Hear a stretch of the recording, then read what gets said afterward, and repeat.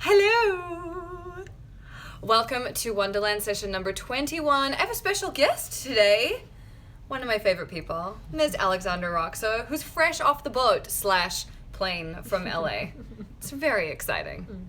I love this lady. Oh, thank you so much. I'm very happy to be the guest today on this Wonderland Session. The honorable guest. The honorable guest. So today we're talking about friendship as spiritual practice because this is a really big topic and it's something we discuss actually. Like we discuss our friendship a lot and like how it's helped us and how it's good for us and all of those things.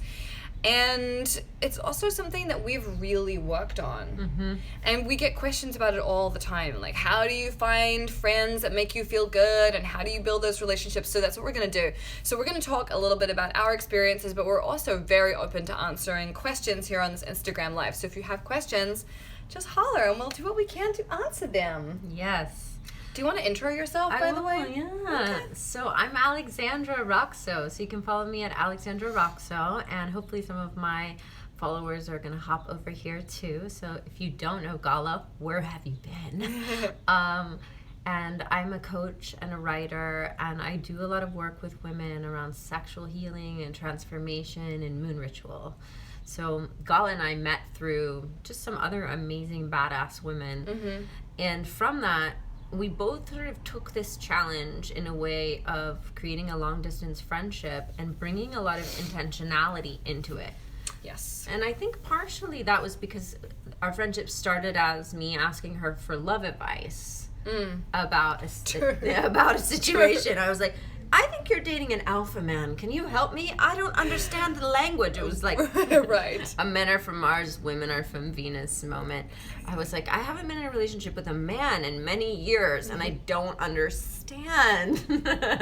So I did my best to help out based on my experiences in the moment. And then our friendship really grew, and then I was going to her for love advice, and then, yeah, we help each other out. Yeah, and I think that, when we think about spiritual practice, we think about sitting on a meditation cushion, we think about doing yoga, we think about chanting, but the truth is, an evolved place for spirituality is when you look at everything as a potential practice. Mm-hmm. Every moment in your life, every relationship, everything becomes a moment where you can be more present and you can achieve a sense of awakening. So friendship doesn't have to be outside of your spiritual practice. If you find and you align with people who you're like, I want this friendship to elevate me. Mm-hmm. I want this friendship to enlighten me. Right. I want this friendship to cause me to grow in ways that I don't even know and I've never even experienced. Like, that is actually possible, but we're not really taught that. Exactly. And I think the other thing, Alexandra and I were talking about this the other day, of that idea that you can only grow so much on your own. And in my experience, relationships are really the place where we have the most growth and we really learn to come to our biggest potential really by working with other people. And it's not just about romantic relationships. Like, yes, there is a lot of that in a romantic or intimate relationship, but there's so much of that in friendship as well. And Alexandra and I keep each other on track. If I'm struggling with something or she's struggling with something, we send each other a voice note and we are able to be like, hey, remember this, remember that, da-da-da-da-da. And it really helps. It's like, we can't do all of this stuff on our own. And if you're by yourself, like you have probably blogs that you read and YouTube videos that you love and all of those things, but you can't necessarily always go to those because sometimes you need real feedback in the moment, and that's where your friendships come in. That's where those people can like keep you accountable and remind you of what you really are going through in a big picture kind of way. Yes. And I think one thing that is really important for you guys to realize as you're like, okay, how do I turn my friendships into a place for this kind of conscious growth, is you have to set a container. You can't just show up to a friend who you've known for 10 years and be like, hey, now we're gonna fucking grow together. Right. Like, they might be like, whoa, we just, get take out and watch Netflix. Mm-hmm. Doesn't mean you don't have to do that. Gala and I still watch Kardashians, which is not, that's her, that's and me. She brought me in there. But we still like lay around and giggle and watch 90s music videos. Yeah. And we hold each other accountable for this level of depth in other spaces. So you don't have to choose either or. We're not saying that every friendship now should become like Buddha's school, but it's like, it's true. But bringing elements, but in order to do that, you have to have a language to talk to, say, your best friend and be like, yo, like, can we actually check in when we hang out a little bit about, like, what we're working on in our lives, what's been going on in our week on a deeper level, like, internally. Right. And in order to do that, you have to have a depth with that person, right? Like, you have to have a trust with that person. You do. So I think the best first place to start is by identifying a relationship in your life where there's a level of depth and trust that now you could just bring another layer to it and say, hey, what if I shared with you some of the goals that I'm working on or some of the struggles that I'm working on? Would you be interested in checking in about them every week and just being like just having an accountability buddy? Absolutely. I think of this as like spiritual running buddies, right? So it's like you have someone that you know is going to be there for you every step of the way and go through all those things. But the other thing to note is that if your friendships are not all like this, or you suspect they're not really capable of that kind of depth, then that's okay too. I have a lot of friendships where we just text late at night and we talk about, you know, inane shit, and we talk about things we want to buy and stuff like that, and that's totally fine, and those friendships have their place too. So they don't all have to be deep and spiritual and a place of growth. Like, some of those, you need those like fun, frothy friendships too, and it doesn't mean that they don't have meaning. Of course they do, but they're just in a different place, and that's okay. Exactly. Though I'm a Pisces and I don't do that, but Gala's a Virgo and she does that. Yes, exactly. I'm deep dive or die, bitch. She deep dives with everyone, but with my Aquarius rising, I can roll with whatever is presented as long as I like the person. That's true. I can traverse the worlds, and it's easy for me, and it's fun, and I like the variety, so everybody is different in that way. I have had times in my life where I've had a ton of surface friends. At this point, I have like a core group of some really deep ones, but it means I can't get away with anything. Right. And that's kind of where I'm at in my spiritual evolution, but it's definitely not necessarily an easy place. But what I love about this friendship is that we really have both. Like, we can be silly and do online shopping. Yes. And then also, Gala will call me out on things. Yes. And so on the subject of calling people out, so say you have this new spiritual running buddy of a friend, and you're like, yo, let's deepen this connection so we hold each other accountable for business growth, for financial growth, or love life growth, or whatever. What do you do when you see the person not rising? How do you lovingly and kindly give feedback? Because this is a big one. You could really fuck their shit up if you're like, girl, why are you texting him? Like, Right. stop right now. That's crazy. Yes. That's not how you give feedback. No, it's not. And, you know, when Alexandra and I are talking, and we do almost all of our communication, well, when she lived in LA, but now she lives in New York. When she lived in LA, we did most of our communication via voice message on the phone. So I would make her a message every morning. She would make me one back. You can hear about our magical morning practice in Wonderland Session number 15. It's very good. And we developed this over a year of talking in this friendship. However, she would, ask me for advice or something, or she would be talking about something she was going through.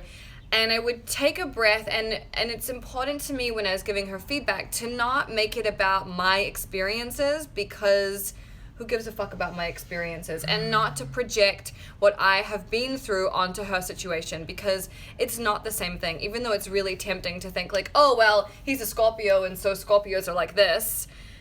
Like, no, you can't really do that. And what I have done instead is I think about like the greater picture.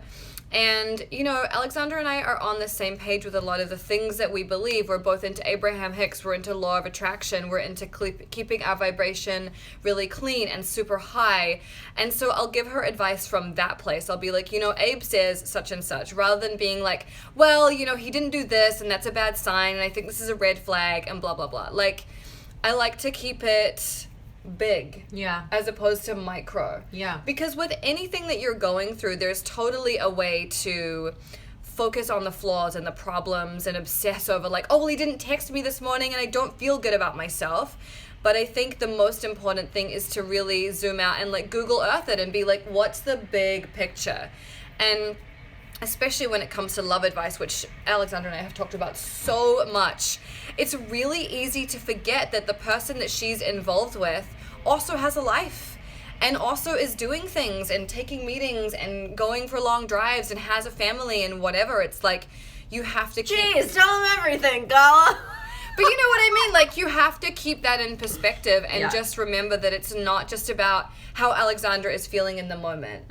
Because if I just cater to that, then we're just going to, like, build momentum of, like, whatever is negative or whatever doesn't feel good. Exactly. But and that's, like, perfectly said, because I feel like female friendships often will be like, yes, he didn't text you. Right.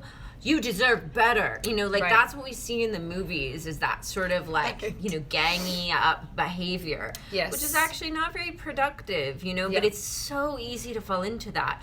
Gala never does that. And No. some of my closest friends don't. That's why they're my close friends. But instead, you ask a question to empower the other person. So, Yes. you know, if I say, oh, Gala, I'm really not sure if I should be dating this person. I don't know. Like, she'll say, well, how did it feel last time you guys were together? Right. And how does it feel now? Yeah. And she's just asking me questions, empowering me. So the way you can build a container with your friend, and a container, I mean, like, some parameters, is And to, some safety. yeah, some safety. So there's some boundaries in place, but you can say, okay, when I ask for feedback, like, can you ask me questions? Can you just ask me questions instead of tell me what to do, instead of try to fix me? Yes. But just listen and then ask questions, because then you come to your own conclusion about it, you know, because Right. it actually doesn't matter how many, if my friends are like, oh, he's a dummy, don't Right. date him, girl. Right. If my heart wants the person, I'm gonna date them anyway. Yes. And, you know, And it doesn't matter what I think. You have your own guidance, and that's what you're ultimately going to follow either way. So asking questions that help her access that is the best thing for me to do. Something else that I learned from my friend Terry Cole, who's an amazing psychotherapist, is that if you want to talk to your friend about something that's troubling you, or you're stressed out about, or you're not sure about, you can say, hey, I really just want to talk about this, and I don't want your opinion on it. Is it cool if I just talk about it? yeah. And you can do that too. And then that friend can either listen compassionately, or they can ask you questions like we do with each other. And that way it feels really safe, because people love to give their opinion on your life. And especially if they're in a place that doesn't feel good, people Yeah. love to, like, push that shit around. To project. And it doesn't feel good. So it's really important to just, like, I treasure how Alexandra feels. I don't want her to feel worse. I don't want her to give me a piece of news and for me to react in, like, a tepid way, because I know it's going to affect how she then feels about what just happened. So, like, I have to come to it from a really good high place. Yeah. Every time. Yeah. And my friendships that I really treasure, especially over the last month where my life has been changing a lot, all of them that I'm still constantly talking to every day, are people who, when I have news, are like, that's so awesome, I'm so excited for you. And they never introduce a shadow of doubt about anything. Wow, that's beautiful. Right? That's beautiful. That's the common thread. They're all like, I fucking support you, you're awesome, Yeah. you've got it. Yeah. And the people who are like, well, I don't know about it, we don't talk. That's amazing. I don't take my stuff to them because I know it's not safe with them. Yeah, that's amazing. It's really important, and the way that you figure that out is trial and error and just feeling into the moment. Yeah. Like, you might try to have a deeper friendship with someone, and then you might be like, you know what, it's actually not the right fit, because they're projecting a lot of their own opinions and advice onto me, Yeah. and I just don't want that, because I want someone who's going to help guide me back to myself, Totally. rather than guide me to where they think I need to be led. Yeah, or like tell you what to do, or Yeah. like be your leader or something. That's not what you want in a No, friendship. Or not at in least a it's not what friendship. I want in a friendship. No, I only want that in, like, a nice kinky power play situation, consensual with negotiated boundaries. Exactly. Then tell me what to do a lot. Exactly. So yeah, I think that's a really important thing. And I think the other thing is to, you know, like Alexandra was saying that, so my advice to her was like, you know, how does this make you feel when you're together or whatever? You need to ask those same questions of your friendships. How do you feel when you're with this person? And I've had a lot of friendships in the past where when we hung out, it didn't feel that good. It didn't feel very connected. And the crucial thing that I found with some friendships, I was like, why does this not feel good? And I realized it was because neither of us were committing to being vulnerable with one another. And when you're not willing to be like, hey, I'm struggling with this, your friendship is never gonna flourish. There's nowhere for it to go. If all you do is you catch up and you're like, oh, everything's great and blah blah blah, that's not gonna be a real friendship. That's so true. Yeah. I just heard that for the romantic life too. Like, oh, that's just such a good one. True, just to actually. be like, I'm kind of struggling with this. Yeah. Just bringing that vulnerability. For me, it's a lot easier to deal with you than with men. But you're getting so much better. I'm getting a lot better all the time. Yeah. So I think you can't be perfect, right? Right. I think that's the other thing, is to let your friends know that they're doing a good job and that you're proud of them, and so to true. be so supportive. Like, most people do not hear that enough. They don't hear encouragement. They don't hear that they're beautiful and smart and that they're fucking doing the work when they are, So true. And when you're doing that by yourself and no one's reflecting it back at you, you're like, am I fucking crazy? Yes. And sometimes in the best friendships, you can just ask for that. If I'm not feeling good, I can be like, Gala, like, it would be really great if I sent you a photo and you just told me I look nice today, because no one has in a while or something. Right. Which might seem crazy, but even I think... Why not? Yeah, it just feels, sometimes you need that. It's okay to ask.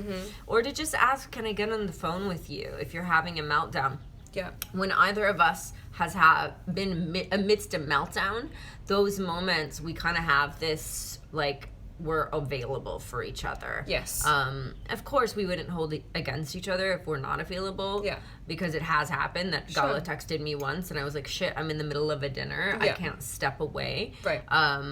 But then there have been moments where we've both been like, I need to talk, and made ourselves available, because it's part of the investment. Yeah. But it means opening your heart and the space in your life. But again, it's like you're opening a space so that you can cultivate more depth and connection to yourself. The way that we learn is that romantic connection is the one place where you go really deep, right? Capitalism, it makes you live in one apartment or one house with one other human. You guys go really deep together. Maybe then you get a divorce or whatever. It's just like, it's not really the best picture regardless. Right.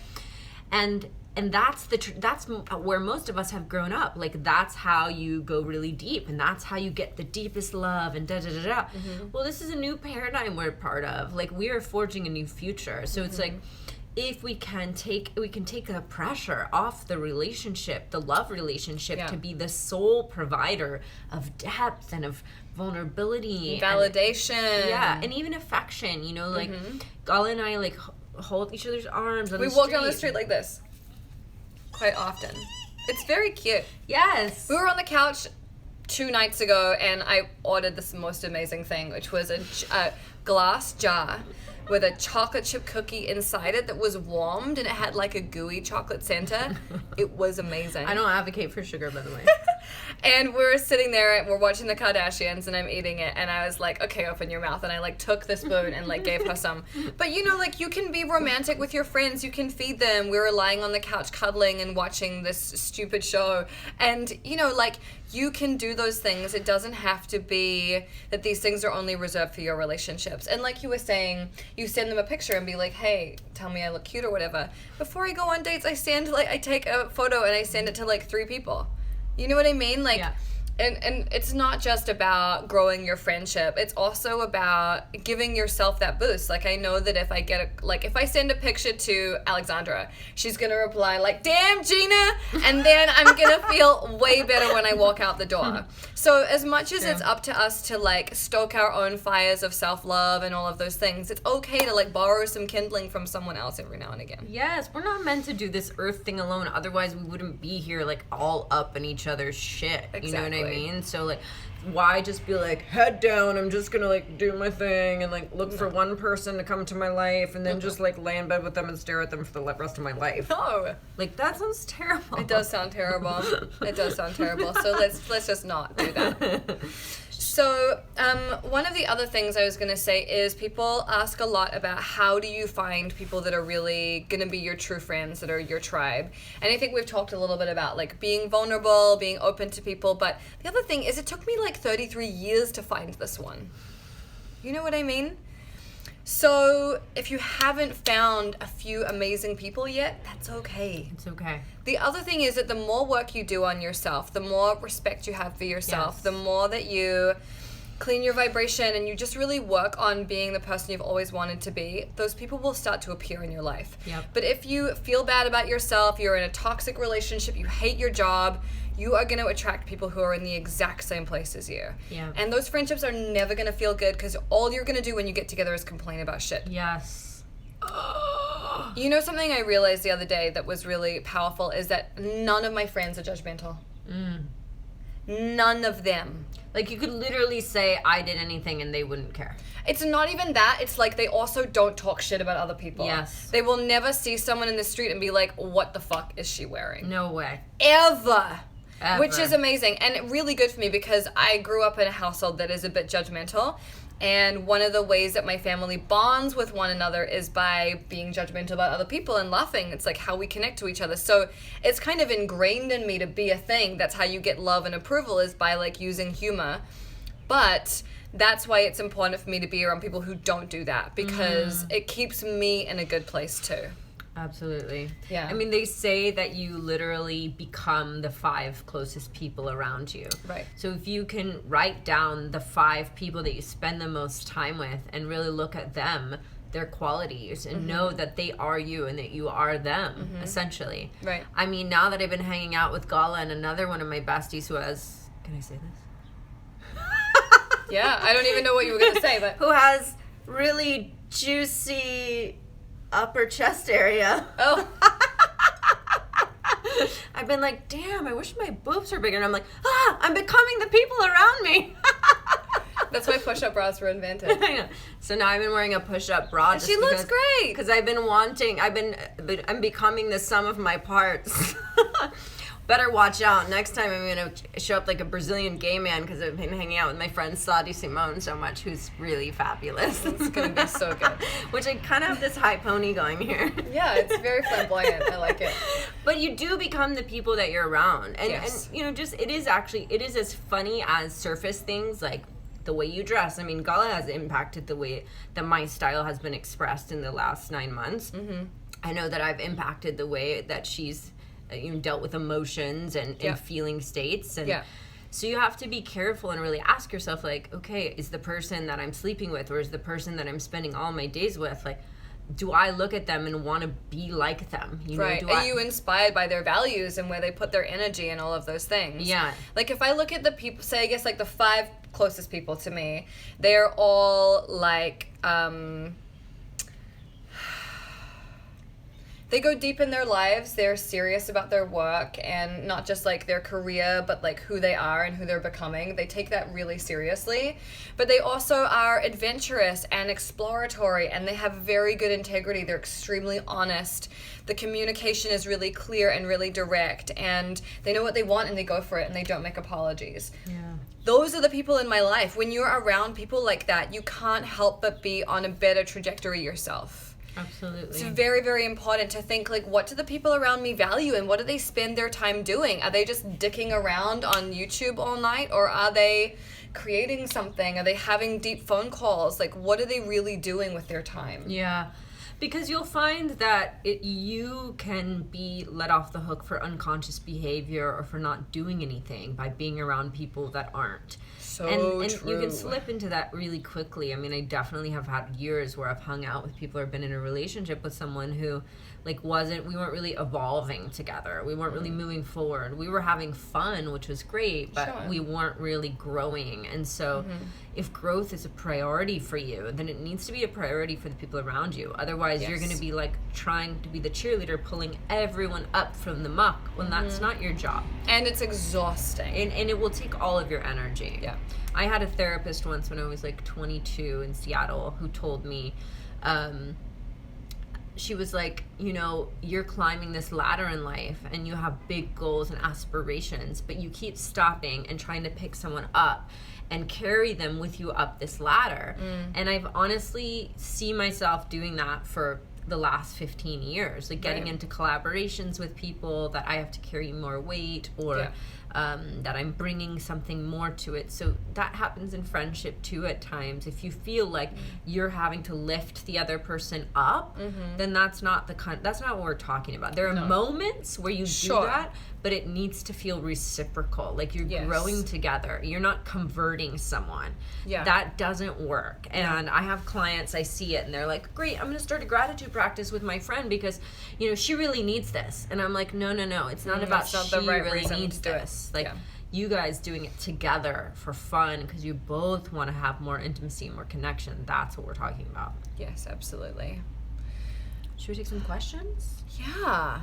Let us know if you guys have questions. I'm going to turn my head to the side. Taking the pressure off. Can you write a book about how to cultivate these amazing friendships? Maybe. Oh, I like where you're going. Okay, I don't see any questions here. So if you guys do have questions, Feel free to ask anything. You have us here. in the meantime, my tan looks really banging right It now. really does. I was just thinking that. I was like, damn. My tanning regimen is serious, guys. It's really serious. Yeah, you can also ask us random things like, what brand of self-tanner do you use? Exactly. I know what brand. Exactly. I've also been using self-tanner since I was literally like 13, so I get it, you know, like I grew up in Georgia. It's pretty good stuff. I started the GTL way back.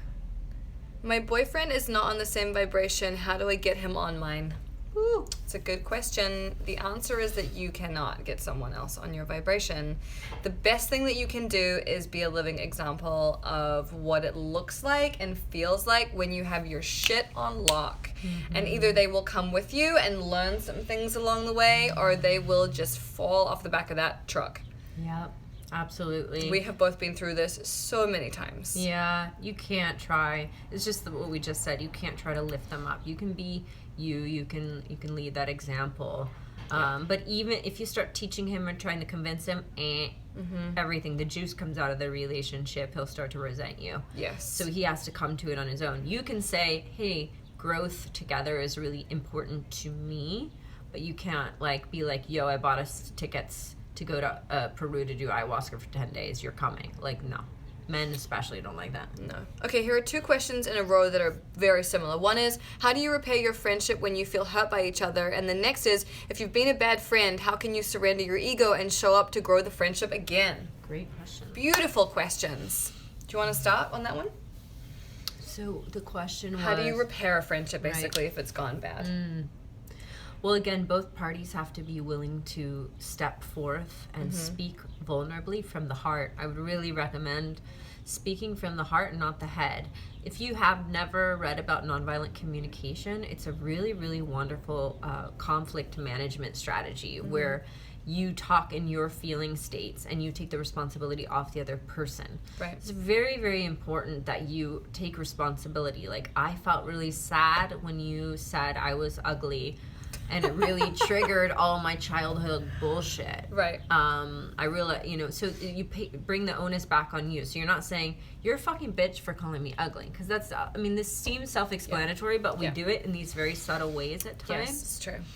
So I would say, if you have a friendship with someone that's gone sour, asking them, like, hey, would you be interested in sitting and having a conversation about this and seeing where we're both at, and then coming with, again, that sort of very feeling state based in your own experience, non-blaming, non-judging, languaging, and seeing if you're both willing to be in the present moment and meet each other in the present and let go of the past, because the present is a new moment. So when you go meet that friend, you will have to acknowledge the past and do the cleanup on the past, but then it's up to both of you to be in the present.